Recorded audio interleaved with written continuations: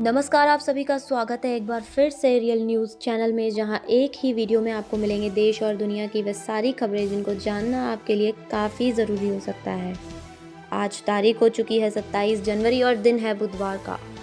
देश की सभी बड़ी खबरों के साथ साथ यदि आप विदेश की खबरें भी जानना चाहते हैं तो आप बिल्कुल सही जगह हैं। उसके अलावा अगर आप राजनीति में दिलचस्पी रखते हैं और उसके बारे में जानना चाहते हैं तो इस वीडियो को अंत तक देखना बिल्कुल भी ना भूलें। साथ ही कल गणतंत्र दिवस था, इस मौके पर किसान आंदोलन में हिंसक घटनाओं के बारे में जानने के लिए इस वीडियो को आगे तक ज़रूर देखिएगा। खबर चाहे शिक्षा से संबंधित हो या राजनीति से संबंधित हो, आपको एक ही वीडियो में ये सारी खबरें एक साथ देखने को मिलेंगी। तो चलिए शुरुआत करते हैं आज की ब्रेकिंग न्यूज़ की।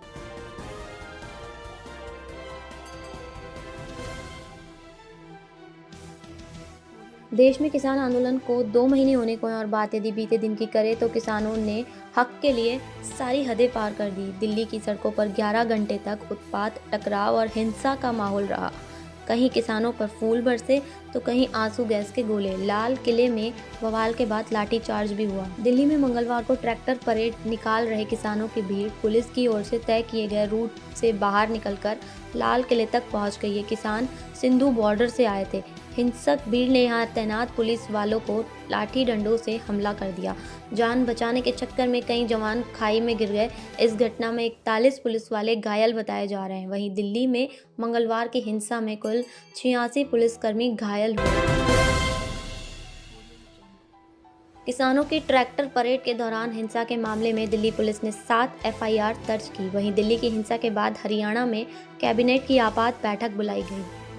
और किसान आंदोलन के बारे में अगली खबर सुनकर आपको आश्चर्य होगा कि किसानों की ट्रैक्टर परेड के दौरान दिल्ली में लाल किले की प्राचीर पर प्रदर्शनकारियों द्वारा झंडा फहराने का मामला अब सुप्रीम कोर्ट में पहुंच गया है। इस मामले को लेकर सुप्रीम कोर्ट के मुख्य न्यायाधीश जस्टिस बोबड़े को पत्र लिखकर स्वतः संज्ञान लेने की मांग की गई है। पत्र में कहा गया है कि लाल किले की प्राचीर पर प्रदर्शनकारियों द्वारा दूसरा झंडा लगाना राष्ट्रीय झंडे का अपमान है। पत्र में यह भी मांग की गई है कि दूसरा झंडा फहराने वाले प्रदर्शनकारियों पर कार्यवाही की जाए। कानून के छात्र आशीष राय ने मुख्य न्यायाधीश को ये पत्र लिखा। इतना ही नहीं, किसान आंदोलन को लेकर देश में सियासत अभी खत्म नहीं हुई है। पंचकुला में तिरंगा फहराने के बाद खट्टर ने गणतंत्र दिवस के अपने संबोधन में कहा कि संविधान अधिकारों के बारे में बात करता है, लेकिन ये अधिकार हमें कुछ भी करने की स्वतंत्रता नहीं देते। उन्होंने कहा कि सभी नागरिकों को संविधान का पालन करना होगा।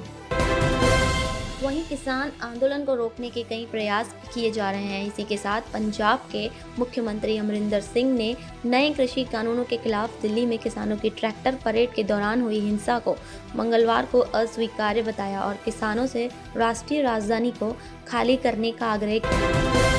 और अब वक्त है विदेश से जुड़ी बड़ी खबर जानने का। तो यदि आप भारत से बाहर विदेश में घूमने का प्लान बना रहे हैं तो आपके लिए बुरी खबर है। उसमें भी यदि आप अमेरिका जाने का प्लान बनाने वाले हैं तो हो सकता है आपके लिए ये खबर बुरी हो। अमेरिका कोरोना वायरस के खतरे को देखते हुए ब्रिटेन, ब्राज़ील, आयरलैंड और यूरोप के अधिकांश देशों पर यात्रा प्रतिबंधों को फिर से लागू करेगा। व्हाइट हाउस के एक अधिकारी ने रविवार को ये जानकारी दी। वहीं इटली से एक हैरान करने वाली खबर सामने आ रही है। इटली में कोरोना से बिगड़ रहे हालात न संभाल पाने की वजह से आलोचना झेल रहे प्रधानमंत्री ग्यूसेप कोंटे ने इस्तीफा दे दिया। उन्होंने मंगलवार सुबह राष्ट्रपति से मुलाकात की और उन्हें इस्तीफा सौंप दिया। राष्ट्रपति ने उन्हें कार्यवाहक प्रधानमंत्री बनाया है। इस मामले पर बुधवार को सभी पार्टियों की बैठक बुलाई गई है। चलिए बात चीन की करते हैं। दुनिया की दूसरे सबसे बड़ी अर्थव्यवस्था वाला देश चीन 5G टेक्नोलॉजी पर जोर शोर से काम कर रहा है। चीन ने 2023 के अंत तक देश की 10 अहम इंडस्ट्रीज में 5G की कम से कम 30 फैक्ट्रियां लगाने का ऐलान बताया है। कम्युनिस्ट पार्टी ऑफ चाइना ने एक बयान में कहा कि देश के लिए अगले 3 साल काफ़ी महत्वपूर्ण है। इस दौरान चीन में इंडस्ट्रियल इंटरनेट की ग्रोथ काफ़ी तेज हुई। 2021 का बजट अगले हफ्ते पारित होने वाला है और यदि आप किसान हैं तो आपके लिए केंद्र सरकार की तरफ से बहुत ही अच्छी खबर है। केंद्र सरकार ने 2022 तक किसानों की आय को बढ़ाकर दोगुना करने का उद्देश्य दिया है। इसको देखते हुए सरकार वित्त वर्ष 2021-22 के बजट में फार्म क्रेडिट यानी किसानों को दिए जाने वाले कर्ज का लक्ष्य बढ़ा सकती है। सूत्रों के मुताबिक नए वित्त वर्ष में फार्म क्रेडिट का लक्ष्य बढ़ाकर 19 लाख करोड़ रुपए हो सकता है। वित्त मंत्री निर्मला सीतारमण 1 फरवरी को केंद्रीय बजट पेश करेंगी। देश में कोरोना संकट अभी टला नहीं है, लेकिन कोरोना की वजह से लोग काफ़ी परेशान हैं। मंगलवार को उद्योग पर संसद की स्थायी समिति ने छोटे और लघु उद्योग के प्रतिनिधियों के साथ एक संकट पर लंबी चर्चा की। देश के करोड़ों छोटे और लघु उद्योग अब भी कोरोना संकट की मार झेल रहे हैं। मुख्यमंत्री योगी आदित्यनाथ आज 2 दिवसीय दौरे पर गोरखपुर पहुंचेंगे। योगी गोरक्षनाथ मंदिर में शहर के बड़े उद्यमियों के साथ बैठक कर श्री राम जन्मभूमि निधि समर्पण अभियान पर चर्चा कर समर्थन की अपील करेंगे।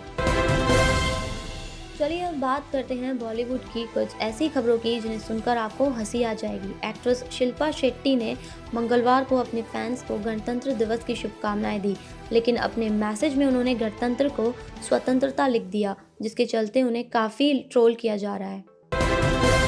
वहीं प्रियंका चोपड़ा को अतीत में फेयरनेस क्रीम का सपोर्ट करने का पछतावा है। उनके मुताबिक उन्हें लगता था कि डार्क स्किन सुंदर नहीं होती। प्रियंका की किताब अनफिनिश्ड रिलीज के लिए तैयार है, जिनमें उन्होंने अपने जीवन और करियर की कई घटनाओं और ऑब्जर्वेशंस के बारे में बताया। उनकी किताब फरवरी में रिलीज होने वाली है।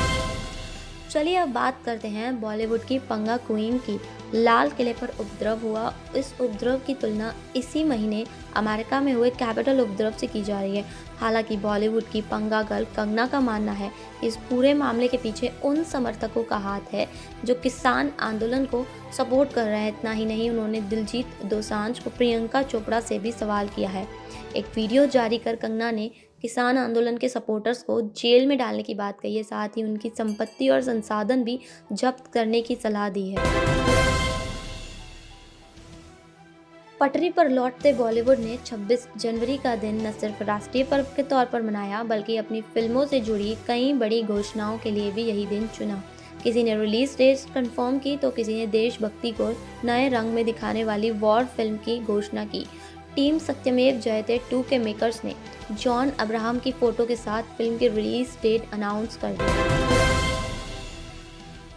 इस वीडियो में कैरियर से संबंधित खबरों में जानने योग्य सबसे बड़ी खबर है कि defence research and development organisation DRDO ने अप्रेंटिसिंग के 62 पदों पर योग्य उम्मीदवारों से आवेदन मांगे। इन पदों के लिए आवेदन करने के इच्छुक कैंडिडेट्स DRDO की ऑफिशियल वेबसाइट के जरिए एप्लीकेशन फॉर्म भर सकते हैं। इन पदों के लिए आवेदन की आखिरी तारीख 27 फरवरी तय की गई है। यदि आप JEE मेन 2021 परीक्षा के एप्लीकेशन फॉर्म में सुधार करवाने के लिए किसी दिन का इंतज़ार कर रहे हैं तो वो दिन आज ही है। इंजीनियरिंग में एडमिशन के लिए होने वाली JEE मेन 2021 परीक्षा के एप्लीकेशन फॉर्म में सुधार के लिए एप्लीकेशन विंडो आज यानी 27 जनवरी से ओपन होगी। ऐसे में अगर फॉर्म भरते समय आपसे किसी भी तरह की कोई गलती हो गई है तो कैंडिडेट्स 30 जनवरी तक इसे सुधार सकते हैं। तो दोस्तों, ये थी आज की सारी बड़ी खबरें। अंत तक इस वीडियो में हमारे साथ बने रहने के लिए आप सभी का बहुत बहुत धन्यवाद। ऐसे और वीडियोस देखने के लिए हमारे चैनल को सब्सक्राइब करना बिल्कुल भी ना भूलें।